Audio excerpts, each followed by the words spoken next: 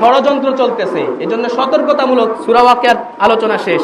আপনাদেরকে সতর্ক করার জন্য বলতেছি, হিন্দুদের একটা সংগঠন আছে ইসকন।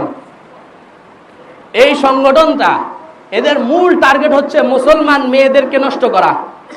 যুবকদেরকে অনেক টাকা দিয়ে এরা এই মুসলমান মেয়েদের পিছনে লাগায় দেয়।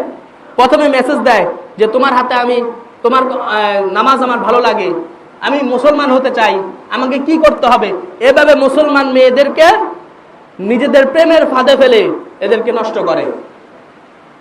এজন্য এদের ব্যাপারে আমাদের সতর্ক থাকতে হবে। টঙ্গীতে এক আলেম মুহিবুল্লাহ রহমানী কয়েকদিন ধরে এদের ষড়যন্ত্রের বিরুদ্ধে আলোচনা করছেন।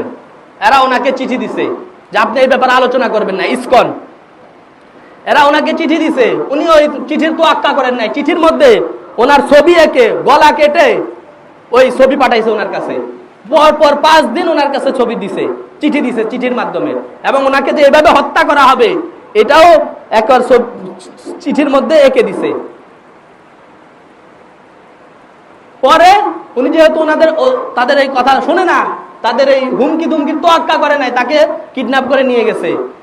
এখন পাওয়া যায় না। গতকালকে সম্ভবত ওনাকে পাওয়া গেছে সেই পঞ্চগড়। একজন আলেমকে পঞ্চগড় নিয়ে উলঙ্গ অবস্থায় ফেলে রাখছে এক জঙ্গলের ভিতরে। ওই সীমান্ত দিয়ে ইন্ডিয়া পাচার করতে চাইছিল। পরে হয়তো কোনো কারণে পারে নাই, তাড়াহুড়া করে হয়তো ধরা পড়ে গেছে। ওইখানে রাইখা পায়ে শিকল পড়া, শরীরে কোনো জামা কাপড় নাই। দেখেন, একটা মুসলমান রাষ্ট্রের ভিতরে যেখানে 95% মুসলমান, আমরা কতটুকু নিরাপদ। একটা মসজিদের ইমাম তাদের বিরুদ্ধে কথা বলছে, তাদের এই ষড়যন্ত্রগুলো সাধারণ মানুষকে সচেতন করার জন্য বলছে, ওনাকে গুম করে ফেলছে, হত্যা করে ফেলতো যদি হয়তো কোনো কারণে পারে না। আল্লাহ ওনার হায়াত রাখছেন।